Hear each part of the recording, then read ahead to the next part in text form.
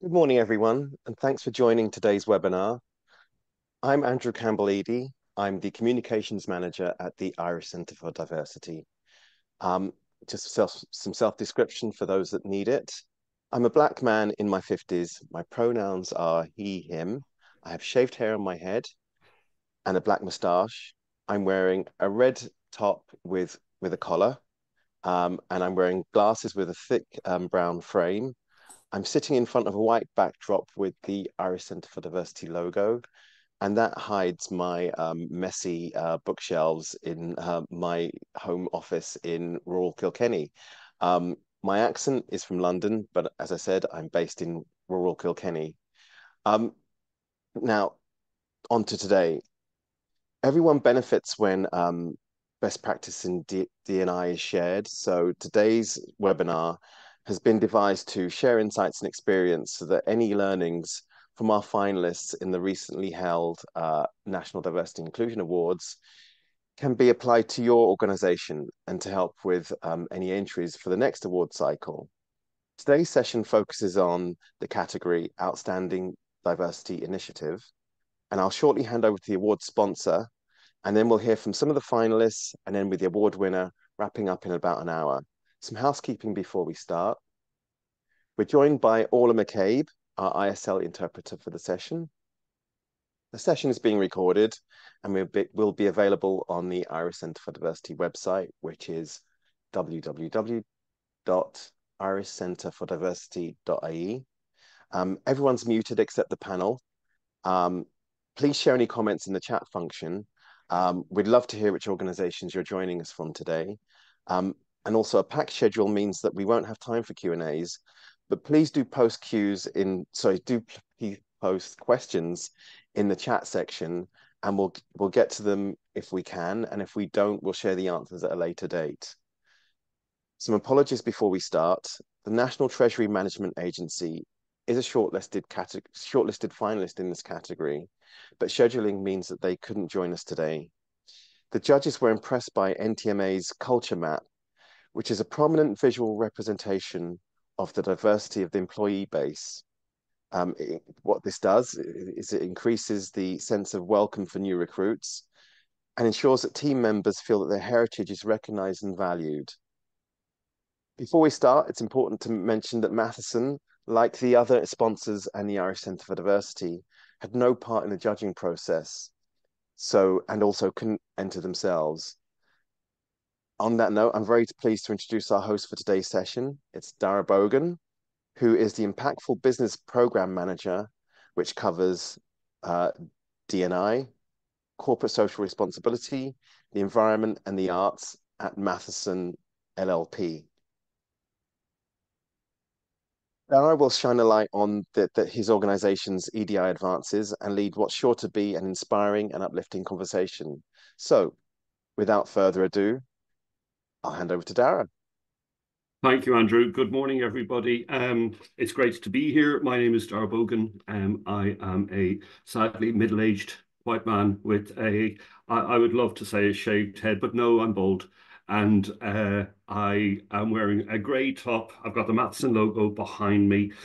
And it is great to be here. And it's actually great to hear about all of the shortlisted nominees. Because, as Andrew mentioned, Matheson did not play a part in the judging panel, and therefore I'm hearing a lot of the information for the first time. And certainly from what I was reading earlier, I'm really excited and looking forward to hearing about some of the great initiatives that are being launched in other companies. Matheson, as you might be aware, Matheson was the first company in Ireland to get the gold standard from the Irish Centre for Diversity. We're very proud of that. And we became the first company to be reaccredited with the gold standard 2 years ago. We're the only law firm to have the gold standard, and this isn't me blowing a trumpet. It's actually about by way of explanation for our sponsorship of this category of the Outstanding Initiative. We believe that we have taken a very different approach in our implementation of D&I initiatives in the firm. And it's great, therefore, to be able to see other firms or other organisations rather that are doing the same thing within their own area. As Andrew mentioned at the outset, I manage Matheson's Impactful Business Programme. We call it the IBP. About 3 years ago, 3.5 years ago, the firm made a decision that at that point they had a CSR committee and a diversity inclusion committee, and the firm made a decision to actually come up with a new program that brought our D&I, CSR, environmental sustainability, and our arts program all under one umbrella and became the IBP, the Impactful Business Program. The intention being that we would increase the impact of our activities in those 4 areas within our own community of colleagues, within our clients, and then within the wider communities in which we operate. So we have about 1 in 8 people in the firm now. We're about 800 people, and about 1 in 8 of our people are involved in at least one of our committees, which is fantastic. All these people across the firm who volunteer their time. Our D&I area, our D&I committee consists of 6 subcommittees. So we have our intergenerational committee, which recognises that we have more generations than ever before working together, and that's likely to continue and perhaps even increase. We're at 5 at the moment. In many sectors, we could easily stretch as the retirement age gets pushed back. We have our Family and Working Parents Committee, recognising the modern interpretation of family and the fact that family modules, as we see them, have significantly changed within the Irish landscape over the years, and also the fact that many people are trying to balance work and life and the challenges that can bring. And I know that at least one of the shortlisted groups will be talking about that. We have our Accessibility Committee. It previously was our Disability Committee, but I'm not a huge fan of the word disability. I prefer trying to twist it into a positive. So we made it our Accessibility Committee, and that means about creating an even landscape for everybody rather than trying to customize for a smaller number of people. We have our Multiculturalism and Social Mobility Committee. That's recognising the changing dynamic of Ireland's demographics, but also the fact that there are many people who, through very often no fault of their own, are disadvantaged. It might be down to their accent, it might be down to where they're from, it could be down to their address, it could be the school they went to, and actually recognising there's a lot of work that we could do to try and promote social mobility in its many guises. We have our Gender Inclusion Committee, as I'm sure many of you who are joining this call will do. I'm always very conscious about gender inclusion being very broad in our interpretation. So whilst we set a target within the firm in 2019 to have 40% female representation at senior levels by 2024, which we achieved 2 years ago. I'm also equally conscious of making sure that we bring everybody on the journey. So come International Men's Day, we put a very strong focus on making sure that we do have that inclusive environment, and that gender inclusion is about everybody in the firm. And who am I missing? We've got intergenerational family working parents, LGBTQ+, that was the one I missed, forgive me. So yeah, the spine of the committees, and again, it's about us trying to make sure that we punctuate the year with various initiatives that support our LGBTQ colleagues, rather than just being Pride Month. As we say, people aren't gay for a day, a week, or a month. It's the whole year. And we try and make sure that we punctuate the year with initiatives. So, for example, we did, to celebrate or to mark LGBT History Month, we had a focus during that month on LGBT history within a specific Irish context. This year, we were looking actually around the same-sex marriage referendum. And we try and get lived experiences in there so people actually talk about what it meant to them. So that's the IBP. The IBP then is underpinned by our pro bono program. So for those who don't know, it's free legal services, and we do a lot of work in that space. And also then I manage our employee wellbeing program, which ties in very strongly, obviously, with the IBP itself. And one of the reasons, and I won't go for too long, but one of the reasons we brought these different initiatives together in the firm was because we recognize actually when we talk about intersectionality within D&I, we often don't recognize that intersectionality can be much broader than that. So, for example, one of our drives this year was to try and increase the amount of art that we have by female and minority artists. So that ties in very much with our multiculturalism aspect. Social mobility, for example, our TY program, I manage the firm's transition year program. And before I joined, we took in about 25 pupils a year. This year, we'll have about 125 pupils over 3 TY programs. And one of those was delivered specifically from our Cork office, where we took in an entire class from a DEIS school. So rather than have that kind of representation of 3 or 4 pupils from a DEIS school, we actually brought in a whole class, which was a very different experience to the other ones I've run, because they all knew each other already. So that was a very interesting dynamic for me to work with. But that was part of the firm trying to promote social mobility again. And, you know, I suppose it's a cliche a little bit, but give back. But it was actually, we had a huge number of people across the firm who were involved in delivering it. And the pupils, it was, I suppose, the ultimate measure is the pupils' feedback. And some of them, particularly from the Cork DEIS School, actually contacted me afterwards and were asking if we could arrange mentors for them. So there clearly was that appetite on their part, but it mightn't be that they had the supports in place that would help them through. And we also then, the D&I conference that we run each year, this year, we looked at social mobility through transition year programs and access programs. We delivered that with Trinity College in 2023. Sorry, I'm saying this year like we're still in 23. So that was a really interesting panel discussion. We're bringing a lot of big companies together to discuss what they're doing within their own environments to promote social mobility. And also then we'll bring some specialists in, some people who are very practiced in the area, actually talk about what difference these things can really make. The year before we looked at, actually the year before was the start of the Ukraine war. And there was a risk, we felt, that organizations at a time of uncertainty might lose their focus on D&I, because very often D&I is one of the first victims of economic cutbacks. And we actually we put a focus straight on that and said, right, you know, this is a time when more than any other time you have to increase that focus. You have to make sure that you're still doing all that work. So I think that for Matheson, I believe that we take a very innovative approach to D&I and to its many different kind of touch points within the organization and outside of the organization. And therefore, it's great to be able to be here to hear about what all of these other great organizations are doing. So, Andrew, with your permission, if you're happy for me to move on, I think it would be good for me to hand over to Sue, and Sue, for you to, first of all, welcome and to talk about the Life Matters initiative. I know that's 9 innovative initiatives that you have that support people through key life moments, shall we say. But exactly. Would you be able to talk about a little bit about that and perhaps around the external impact of it? Thank you so much. Thank you. Good morning, everyone, and good morning, Andrew and Daragh. Thank you for such a lovely introduction. As Daragh said, my name is Suzanne Kane, and I work on the DEI agenda for Irish Life Group. I'm a white woman. My pronouns are she, her. I have blonde shoulder-length hair, and I'm wearing a green top. I had to check there. I'm sitting in front of a purple background with the Irish Life and Canada Life logo and the words diversity, equity, and inclusion. Just to say, it's great to be here this morning and to hear from other organisations about the wonderful initiatives that they are running.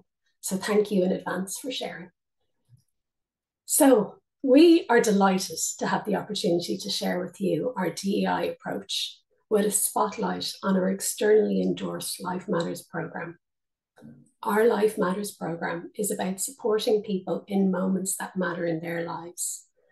We did significant research to really understand how best to support our people and partnered with external expert organisations to inform our approach. The key objective was normalising conversations around traditionally taboo topics, combating stigma, and supporting our people leaders to have these sensitive conversations. One of the areas that we are really proud of is the work we did last year externally to raise awareness of our programme and to provide that thought leadership across our industry and wider sectors. Our Life Matters programme enables us to bring outside thinking into our organisation, partnering with the external experts, and then subsequently we brought inside thinking outside our organisation.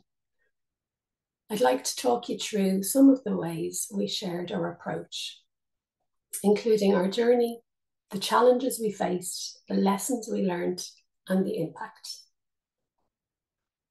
We outlined our Caring Employers programme at the Irish Human Rights and Equality Commission conference back in November 2022. We are in our 4th year of partnership with Family Carers Ireland on this programme, supporting carers in our organisation or those who anticipate a caring need in the future. In January 2023, we spoke at the 20th Irish Universities Association HR conference on EDI, Innovative Initiatives and Policy in UCD. This is where Irish universities come to share learning, innovative practices, and hear from speakers around good practice for the higher education sector. It was really interesting to meet the HR and EDI leads from another sector and learn from them. We participated in the Carewell Conversation podcast series last March, as in March 2023. This podcast series is dedicated to raising awareness about the issues and the challenges facing family carers who combine work and care. The podcast is an initiative of the Carewell Project, which is a 4-year research project with UCD and Family Carers Ireland to examine how family carers can be best supported to balance work and care. We have designed a Caring Employers video, which is hosted on the IBEC Diversity Resource Hub as a resource for members. Again, sharing our journey and the evidence-led and data-driven approach we took. And we also spoke at the IBEC Diversity Forum about the Life Matters programme and our holistic approach. Last May, we participated in the Human Resources Headquarters podcast interview series entitled Conversations That Matter, outlining our DEI journey, our approach, and the Life Matters programme. We were delighted even to speak at the annual Matheson D&I conference last October. And we were a keynote corporate speaker at the inaugural Families at Work Summit, sharing an overview of Life Matters. Most recently, we were thrilled to take part in a panel discussion at the launch of the IBEC Care Agenda Report with Minister Roderick O'Gorman, Minister for Children, Equality, Disability, Youth and Integration in attendance. It was great to have the opportunity to share the story and the impact of our Caring Employers programme. Finally, we are really proud of the external endorsement we have received for our Life Matters programme. We are delighted to have been finalists at the Irish Centre for Diversity Awards and to win the Champion Diversity and Inclusion Strategy at last year's HR Champion Awards. We won the Workplace Award at the Chamber Ireland Sustainable Business Impact Awards, and we are one of 5 in Ireland to be awarded the Investing in Families at Work badge from our partners at Platform 55. Most recently, we won the Equality, Diversity and Inclusion Award at the CIPDO HR Awards. These awards and shortlists have enabled us to share our programme externally, like we were doing today. Throughout our journey and the external awareness campaign, it was wonderful to learn from other organisations. We are all cultivating a common craft, and it is extremely valuable to learn from each other. The impact of our Life Matters programme is far more than we could ever have imagined, and we are really, really proud of our results. Thank you very much for listening. Thank you very much. So that was great to hear so much. And of course, yes, you were at, I know that Mags was with us last year for the DNI conference, which was great as well. But thank you so much, a really insightful overview of the many, many initiatives that you have running at Irish Life that support DNI, and congratulations on all the awards that you have received. Thank you so much. Thank you, Sue. I'm now going to go over to Leslie. Leslie, good morning to you, Leslie at AbbVie. And Leslie, I've heard a little bit about the Athena program that you have, and it's a mentorship program, and how you have paired mentees and mentors supporting female development at AbbVie. I hope you will be happy to speak a little bit about that for us. Yeah, good morning. Thanks, Daragh. Just for everyone on the call, my name is Leslie Armstrong, HR Manager at AbbVie Ireland. And I'm also currently the business sponsor of our ED Council across Ireland, which was formed back in 2019. So thank you for the opportunity for having... Leslie, can I just interrupt a second? Sorry, could you just move a little closer to the mic? I don't know if it's me, but I'm having problems. You're just a little bit muffled. So if you could just get a little bit closer to the mic. Thank you. Sorry. Can you hear me a bit better now? Is that better? Great. Okay, thank you. So so delighted to be shortlisted for the award this year. It was our first year entering the award submissions. So to be recognised and to reach the final list, it was a real privilege. So just a bit about, I suppose, the Athena Female Mentoring Programme. As we formed the council in 2019, when we were looking at our key pillars as part of our ED strategy, it was clearly evident we had, I suppose, an unbalanced representation of females across our leadership roles across AbbVie Ireland. And certainly across AbbVie, ED is fundamental, and we strive to ensure that employees have the opportunity for learning and growth and advancement in their careers. But in particular, I suppose we wanted an opportunity to empower and inspire our female early career talent as well, take charge of their career journey as well, and reach their full potential. So as a company, I suppose we always seek to build diverse teams. We see that having equal representation of female and male in our leadership roles is clearly an advantage, and we have opportunities to be more innovative as well when we have more diverse teams. So back in 2021, during COVID, we launched the Athena Female Mentoring Programme. And this was, our objective here was to increase our female representation in leadership roles. And it was designed, obviously, to complement our existing development programs, which support our talent philosophy to accelerate our female across our organisation. Since launching the Athena Female Mentoring Programme in 2021, we've exceeded our targets. Clearly our objective was, with our mentees going through the program, we were looking for a 50% either a lateral move or promotion move into leadership position.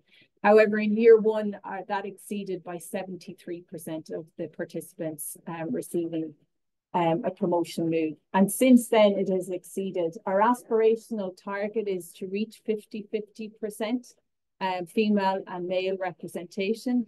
And today, since launching the program, we've increased our female representation by 9%. So we're currently 5% off 50-50 having female representation. So we've seen the impact already. But I suppose some of the other impacts that benefits of the program, what we're seeing is it's becoming an elite program. So we've built it into our talent management process review, which happens this time of year. And we ask our senior managers to nominate their female, their female positions within their team to go forward for the Athena Mentoring Programme for the year ahead. And because we're a large organisation across AbbVie Ireland, we have an opportunity to have our mentors be based on another site, because we can see the advantages of having a mentor based on another site for that female. So they can have open and transparent conversations. There's no biases between maybe relationships they have currently on site. So what other elements that we're seeing benefit out of the program, it allows females in our organization to really focus on their personal and professional development as someone who wants to strive and enhance into leadership positions. It also enables our leaders to activate their learnings, create dialogue to identify barriers that may be preventing or hampering our female talent progress into leadership positions. Daragh, you mentioned about having ERGs, we call them employee resource groups. One of the resource groups that we've launched recently is a parents forum group. And that allows our parents, particular, I suppose, our female parents that have just returned maybe from maternity leave, to I suppose, believe in themselves, that they can still pursue their career into leadership positions even when they return from maternity leave. So we're actively working through our ERGs as well to, I suppose, empower our females across our organisation. So we've seen the success of the programme. We're about to go into our 4th year this year. And every year since launching the programme, we've increased the capacity and numbers because we're seeing the benefits. And today we've just, we're looking at launching it with our sister site in Singapore. They want to partner with us. So it's going hopefully global from this year on. So it's an excellent program, very proud of it. And we're looking forward to seeing further growth in our program in the years ahead. Many thanks, Leslie. Some staggering accomplishments in there, some fantastic numbers being quoted, I think, at a time when it can sometimes be difficult to set those metrics and those kind of success targets, and also obviously to deliver them. But there's some great work being done there. Fantastic to hear about it. Thank you so much. I might move over now to Jackie at Matheson. Hi, Jackie. Good morning to you. And Jackie, I know that Matheson have done a lot of work around promoting female talent and about addressing the gender pay gap. But I also understand that the judges were particularly impressed by the scholarship programme that you have in place with Munster Technological University. I wonder if you might be able to tell us a little bit about that. Sure, yes, thank you. Thank you, Daragh. So I am the Senior Manager for DEI and Talent Acquisition for Matheson International Locations. And so to self-describe, I am a white woman in my 40s, hanging on to that. My pronouns are she and her. I have long fair hair and I'm wearing thick-framed black glasses. I'm wearing a blue and white striped blouse and I'm sitting in front of an office image background with the blue Matheson logo. I am delighted to be here today. Really, it's fabulous. What I've heard and learned so far has been amazing. So delighted to listen and learn, and also just to share the work that we are doing to promote diversity, equity, and inclusion, mainly in our technical business unit. So let me first provide you with a very brief introduction to Matheson. Not many people know of the company, but it's the largest healthcare company in the world that you've never heard of. And we play, well, you may have never heard of, we play a vital role in distributing pharmaceuticals and providing health information technology, medical supplies, and care management tools. In fact, we deliver a third of all pharmaceuticals in North America, and we were ranked number 9 in the Fortune 500 list in 2023. So today I want to highlight specifically the efforts of the Matheson Ireland team, which are based in Cork. And one of the key business units in the Cork site is the technology side, which encompasses areas such as cybersecurity, operations, systems engineering, digital and design. And as you mentioned, Daragh, we are very much committed to reducing the gender gap internally. From our analysis, there was kind of, it was really the interns and the senior leadership. There was a focus there that we had to, in relation to gender, that we took internally, but also we believe it's crucial to look beyond our company and address the wider issue of female underrepresentation in the tech industry. Recent reports have shown a concerning decline in the number of women working in STEM, reaching an all-time low of 25%. Recognizing the industry-wide nature of this program, we decided to take action by establishing the Matheson Female Scholarship Program in partnership with Munster Technological University, otherwise known as MTU. This scholarship is awarded to the Leaving Certificate student with the highest CAO points entering a program in the Department of Computer Science. I can't believe this, but it's actually now in its 6th year. The scholarship, we cover the students' college fees for the entire degree program. We provide mentorship, and when they're in 3rd year, we provide a paid internship. It's a 9-month internship whilst they're in college. And then I suppose to kind of add on to that, based on the success of the degree program, we were inspired to take a unique and groundbreaking step. We then decided to sponsor a female PhD scholarship. Now, this scholarship is the first of its kind in Ireland and is specifically designed to prepare women for leadership and senior technical roles in the industry. This scholarship provides the recipient with valuable work placement, which is pretty unique for a PhD program. And also they're provided with an industry mentor, which will equip her with the skills and the experience that's necessary to excel in her career. And I think the societal impact of this program is truly powerful. Studies have shown that PhD graduates are more likely to attain the senior positions. 80% of them end up seeking roles in industry. So by offering the Matheson PhD scholarship, we really are providing a platform for talented women to gain the necessary experience to thrive in such leadership positions. Now, let me just quickly delve into the results of these scholarships. So to date, 6 female students have successfully completed the degree scholarship program. And out of these, 3 were hired by Matheson, and the other 3 are working in the tech industry. And furthermore, 5 of the scholarship recipients were hired as Matheson interns during their 3rd year in college, which actually improved, as I said earlier. We now have a great gender balance of 50-50 for all of our interns. Our PhD student she's recently finished her thesis, and she's currently exploring opportunities within the company. And the PhD program won Outstanding Contribution to Diversity, Inclusion and Belonging at the Ireland CIO and IT Leaders Award in 2023. Delighted with that. One particular remarkable statistic that I'd like to highlight from this PhD program, and it actually wowed the staff in MTU, is that they received an 85% increase in female PhD applicants. Now, at the time, MTU had like regular PhD programs for open to everybody and anybody, but they only received 6 female applicants. But when we advertised the Matheson scholarship, they received 40 applications. So this really demonstrates the significant impact of our initiative by increasing diversity, especially in representation of women in the tech applicant pool. So in conclusion, the launch of the Matheson degree and PhD scholarships has really been a game changer for attracting and for supporting female in the tech space. Our efforts are ongoing, they're evolving. I'm currently working on introducing a master's program. And through our continued collaboration with educational partners, not just local universities, but also other educational partners, we're really fostering a stronger female talent pipeline. And I believe that by taking a broader perspective on DEI and focusing on tangible results, we are driving change and creating a more inclusive and diverse future for all. Thank you so much for your attention. I'm handing it back to Daragh.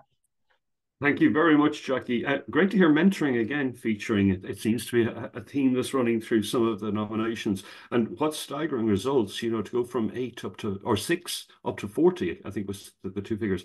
It's an amazing increase. You're right. I understand why people say, wow. Great to hear about all that's going on at Matheson, and thank you so much. And I'm going to hand over now to Davina Levin at Provincial Security. Davina, I know that you've been running an initiative with the Blue Light Academy, which looks at, I'm going to guess it's young people with intellectual disabilities and providing or securing funding and also providing employment opportunities for them. Really interested to hear about this. You're very welcome. Great, Daragh, thank you. I look forward to telling you about our experience with Blue Diamond. Before I start, I'll just tell you a little bit about self-description for myself. My name is Davina Levin. I'm a white female. I'm in my early 50s, and my pronouns are she, her. I have short blonde hair. I'm wearing a navy top, and I have glasses with navy frames. As I said, it's great to be here this morning to listen to all of the amazing stories from all of the other participants here. So thank you to the Irish Centre of Diversity for organising this and giving us this opportunity to tell our story. Just to start a little bit about Provincial. So we started as a family-run business over 50 years ago. And to this date, Provincial continues to espouse the qualities of family. We are a corporate security company working with international blue chip clients. And we endeavour to reflect the demographic of the clients that we work for and also to reflect the demographic of the communities where we work. For many years, we focused on creating opportunities for many diverse groups. We've looked at gender, sexuality, religion, race, age, and we've developed systems and practices to support this. And at times, we've partnered with external agencies to get their expert experience to enhance these initiatives. We want to continue our commitment to enhancing diversity by providing opportunities for providing meaningful employment to young adults with intellectual disabilities. And we enter the category for Outstanding Diversity Initiative with the NDIA to tell the story of our accessibility programme. And like Leslie mentioned earlier, this is also our first year to enter for these awards, and we were really delighted and honoured to be shortlisted. So to date, we've successfully employed young adults with neurodiverse needs in vital roles as brand ambassadors, receptionists, and corporate security operators within global industries. We began this journey in this space back in 2018, where we partnered with Blue Diamond, a drama academy for young adults with intellectual disabilities. We liaised with our clients that we worked with, and once we got their commitment to this project, we were able to analyse all of the roles available for us within this sphere. But for us, it wasn't going to be a box-ticking exercise, so our approach was very methodical and measured. We focused on making systemic and behavioural changes, setting out a clear vision of our intention, ensuring a shared understanding between all of the stakeholders that would be involved. We built an agile framework and were able to cascade that plan down to all involved. And like Daragh, you mentioned earlier, it was in order to create an even landscape for everyone that was coming into the company. Every candidate in this programme that was selected has been recruited, onboarded, trained and developed, as any of our employees are, with minor modifications to our extant systems. Focusing on the needs of the candidates and not on their disability, we were able to identify roles that suited their abilities. Over time, these bespoke roles have become more varied and more complex as our champions have become more confident in their jobs. We established policies and procedures ensuring that our diversity and inclusion policies were in line with best practice, while also ensuring a rewarding, safe and successful experience for everyone that was involved in this programme. Our recruitment and selection process is fair but robust, and we support our champions with their other commitments with our flexible working policy. We ensured that they settled in gradually, taking each day on a day-by-day basis at the beginning. And when we felt that they were ready, we mutually agreed to increase their hours at work and also the scope of their role. An inclusive culture captures the essence of equity and belonging beyond what is obvious. And to make our accessibility programme a success, we realised that we had to educate those involved. Initially, we focused on our supervisors and mentors, covering bespoke content on unconscious bias, management, development, and communication specific to neurodiversity. And then we understood that in order to be systemic in our diversity, everyone had to be included in the training. And to this end, we've incorporated inclusive training at all levels. The importance of this is that we capture every team member at every stage of their career provincial, from induction through development to leadership and into specialised roles. Now, all of our stakeholders are fully on board and fully involved. Our client engagement involved collaboration with the senior management team, again, provision of bespoke facilitation for them that reflected their corporate values and equipped them with unconscious bias training and inclusive leadership training. Also, really importantly, was the feedback that we got from our champions. So we listened to them, and we've always adapted our systems in order to meet their changing needs. We've learned from their knowledge to further develop our processes, enhance their experience with us. They have highlighted that our training needs to be bespoke and agile, and they've helped us design training programs for our teams and also for future champions. They've written their version of our employee handbook.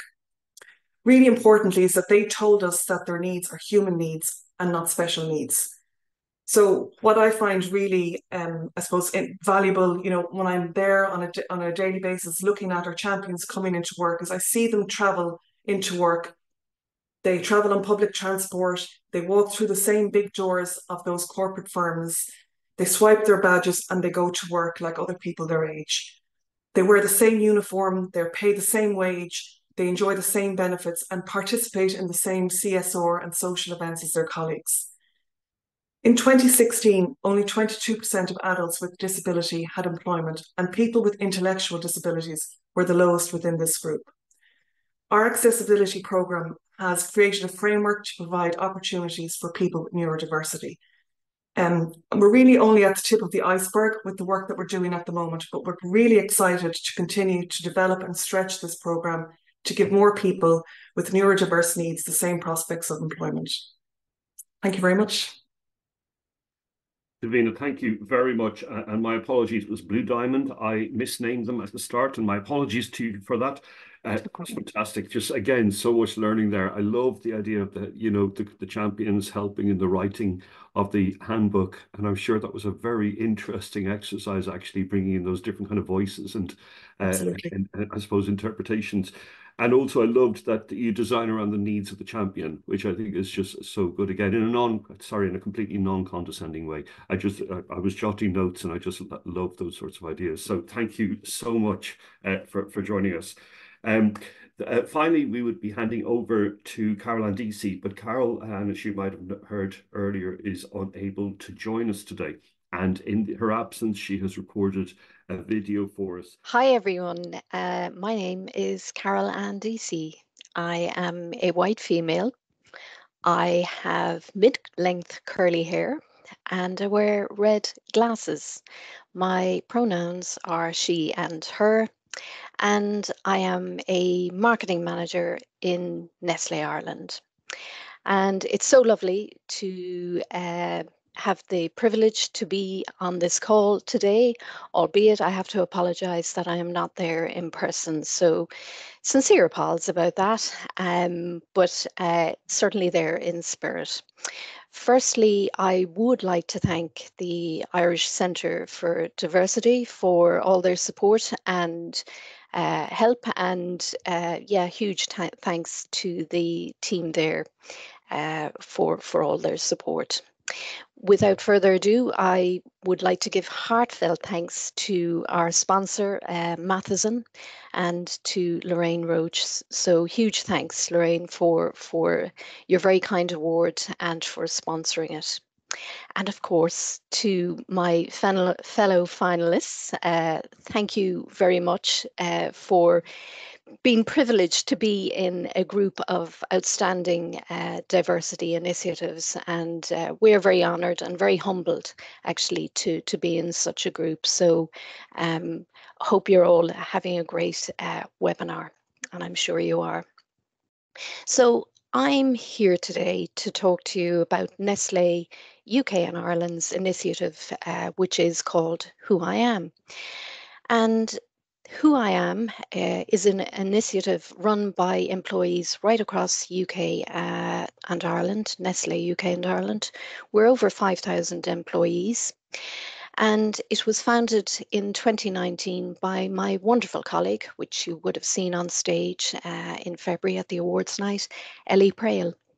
And Ellie founded it really by taking an early lead in 2019, gathering diversity inclusion champions right across UK and Ireland to support what she felt should be monthly events that give, I suppose, employees the power and vision to have continuous forums to discuss everyday topics that impact people's lives, relatable topics that sometimes would be harder to bring to the fore in a workplace environment. So that was the ethos and the genesis of Ellie's idea, and absolutely kudos to Ellie for founding it and for gathering her tribe of Who I Am network supporters, of which there are 2 in Ireland, myself and my wonderful colleague, Christina O'Sullivan. So to explain how Who I Am works, well, the aim of the Who I Am, they are virtual events, just to put that in place, is to provide a safe space for employees to discuss a broad range of topics that impact their lives, but also their families' lives on a daily basis, topics that impact them, and really bring them to the forefront of our awareness and actions right across the UK and Ireland Nestlé division. Now, since 2019, we as a group, a team of about 8 to 10 champions have hosted over 60 topics as a network since, as I say, 2019. And the topic list is really very broad, and the format of events focus on sharing personal experiences. We also have Q&A built into their hourly forums, essentially, and support helplines. Now, by that I mean we have our own internal support helplines, such as our mental health first aiders. We have an employee assistance program right across the UK and Ireland, and we also have occupational health as well. Indeed, we also reach out to some of the various topics where we would need to, I suppose, reach out across the UK and Ireland to any organisations that may also have helplines or care lines that can support in a more private background. Now, the topics that we have covered in the past have included, for example, managing grief, dyslexia, ADHD. And ADHD is a topic that we have visited several times over the last number of years. Other topics include domestic abuse, menopause, breast cancer, prostate cancer, indeed cancer support, anxiety, neurodiversity, alcoholism, depression, Ramadan, Black History Month, families of different cultures, and burnout. So these are just some of the topics that we have covered over the last 4 or 5 years. And they are just broad. We decide the previous year what topics we're going to cover. So for example, for 2024, we have fulfilled our calendar for the year. We know what topics we're going to cover and what networks we may need to ask for support to ensure that we have a panel and indeed supports ready. Now, it is important, and we have, I suppose, developed over the years what works best within this environment. Initially, the calls were run across Teams. We have now moved that to a more safer space on Workplace, and the reason being that some of the topics can be quite triggering. And this is something that, you know, you have to be very aware of, cognizant of in terms of respect for everybody. So people essentially, if they want to attend, there's no pressure. They can join the Workplace event. It's a live event that takes place monthly over an hour. And the Who I Am champions can comprise, as I said, a UK and Ireland team. We organise the events.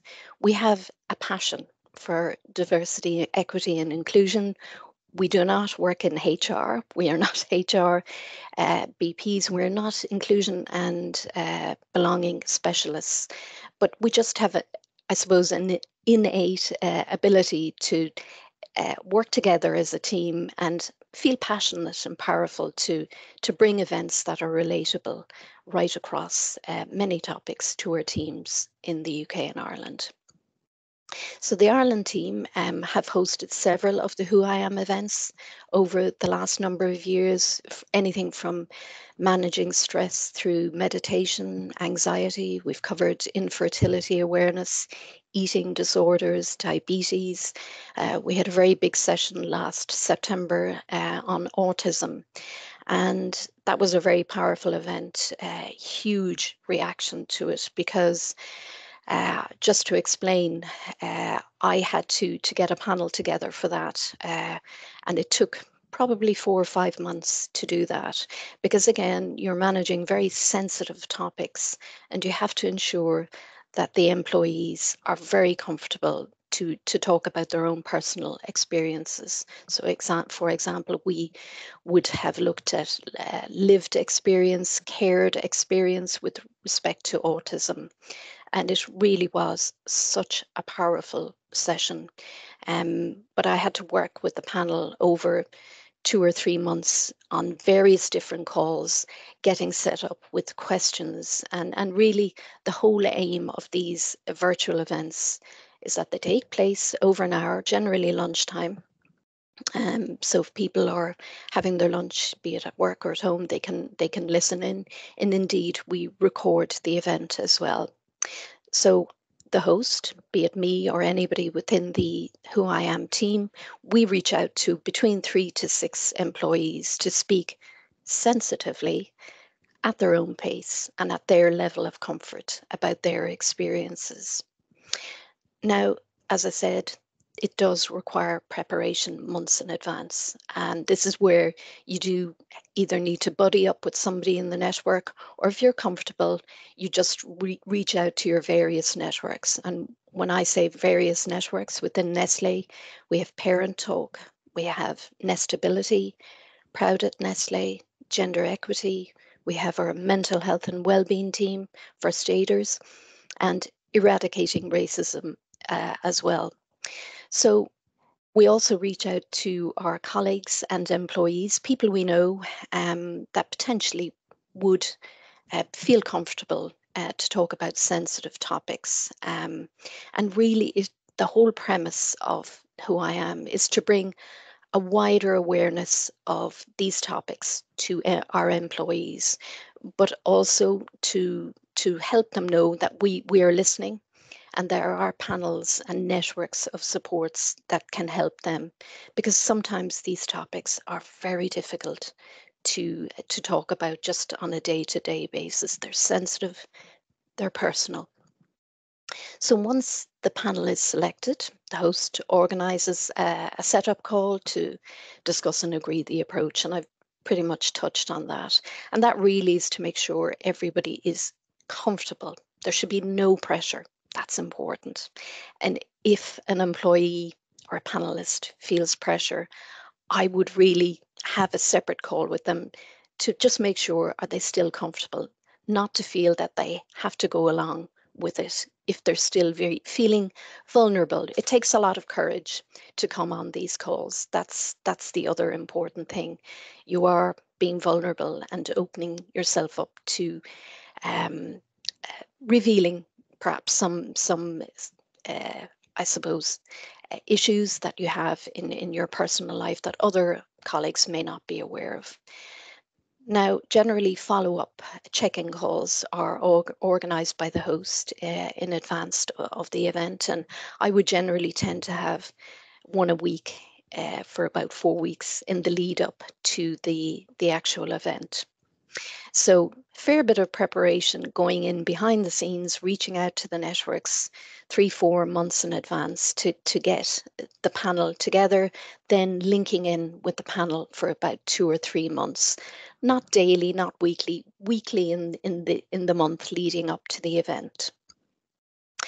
And that's because I suppose employees are essentially, it's daunting to speak in front of a large audience. Sometimes there could be 200 to 300 people on these calls. And of course, they're recorded as well.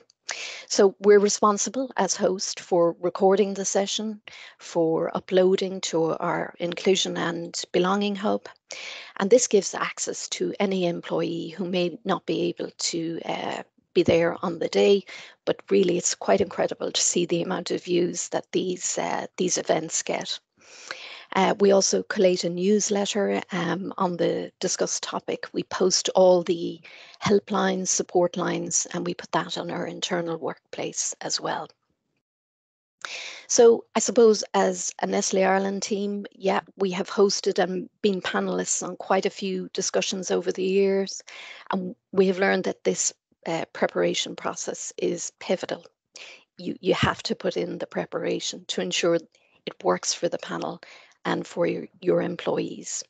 And there's a huge level of respect, responsibility, trust, and empathy as we bring out more discussions on sensitive topics into our everyday workplace. So we're openly debating, we're providing support care lines, and indeed, in some cases, bringing new support networks into practice within the workplace.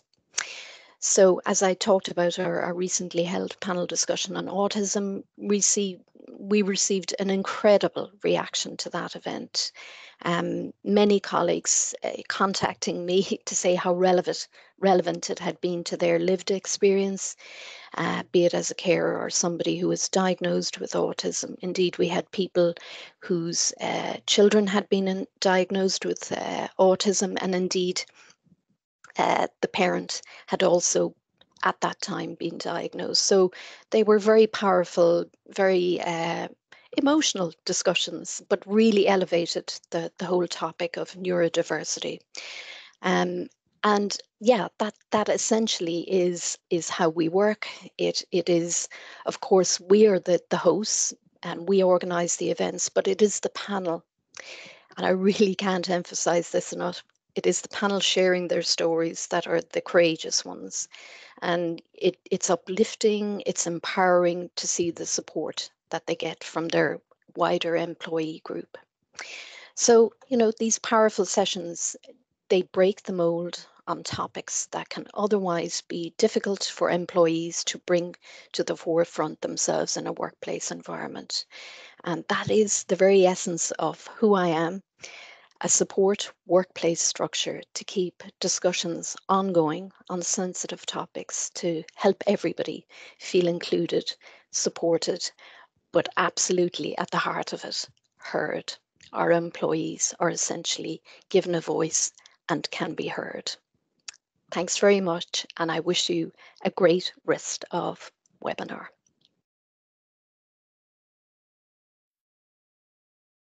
Well, thank you very much indeed, Carol. And unfortunately, you weren't able to join us today, but it was fantastic to hear about all of the work that has taken place under the Who I Am initiative. And I think it's very understandable why you were chosen by the winners as by the panel, forgive me, as the winners of the Outstanding D&I initiative.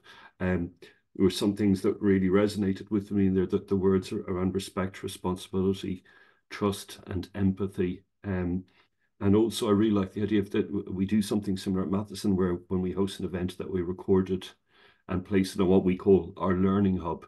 But I really like the idea of a newsletter going out specifically referencing the initiative as a follow-up to colleagues. And also another point that I touched, or that you touched on, was autism, and we held something similar at Matheson last year. The bit that resonated with me was that a colleague of ours spoke about her own recent diagnosis as being on the autism spectrum, which she received further to her daughter.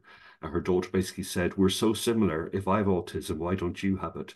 So she went and had the test and also was diagnosed, and then spoke very openly. The lived experience, like the Who I Am initiative, they do make a huge difference. And I think it builds a much stronger sense of community, I think, of the workplace.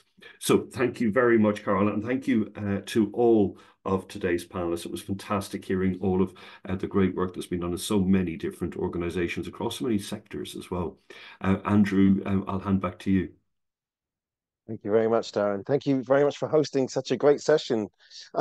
Before I get onto my other thanking the panel and all the other people that are involved in today, I just want to kind of give a very quick wrap up of my personal takeaways from the session. And it was great to see partnerships coming out, you know, working with outside organizations that are experts in their fields, coming to support the D&I initiatives that various members of the panel were undertaking in their organizations. Wonderful also to see something that was coming through amongst the whole spread of contributions today, was that all the initiatives seem to be long-standing, and it's great that that long strategic view was taken.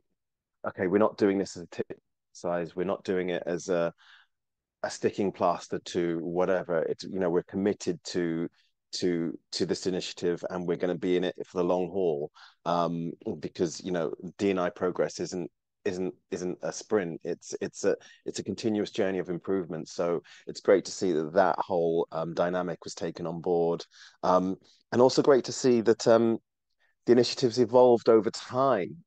You know, they didn't just, it wasn't just a fixed thing of this is what we do and this is what we're always going to do.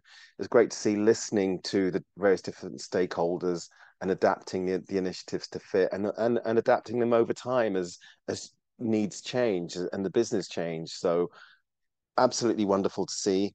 And also great to see that the initiatives were all scalable. Even, you know, hearing from Carol Ann about what Nestle were doing with the Who I Am initiative, that can easily, you know, be applied to a much smaller organization or to a larger organization. So it's wonderful to see that, you know, things like the Life Matters and all the other initiatives that were spoken about today, they're all scalable and they can all be applied to organizations of any size. So please don't, anyone watching this, please don't feel that, okay, that's what a big company are doing and it doesn't really apply to me.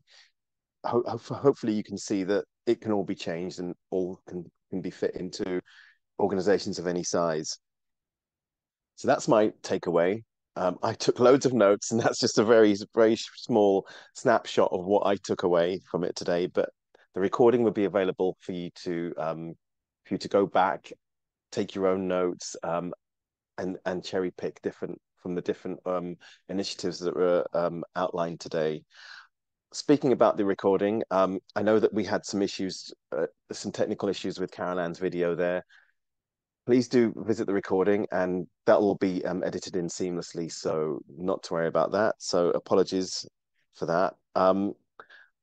My thank yous then are to Daragh and to Matheson for sponsoring the award, and thanks also to the team, sorry, to the finalists, for an incredible sharing in today's session. And as I've said before, I hope that other people can cherry pick some of the finer points from all of the nuggets that were shared. Thank you to Orla, our ISL interpreter for today. Hopefully I'm not speaking too fast now. Thank you to the tech team behind the scenes for making the whole session seamless. And thank you to you, the audience, for joining us. As I said, the recording will be available on the website very soon.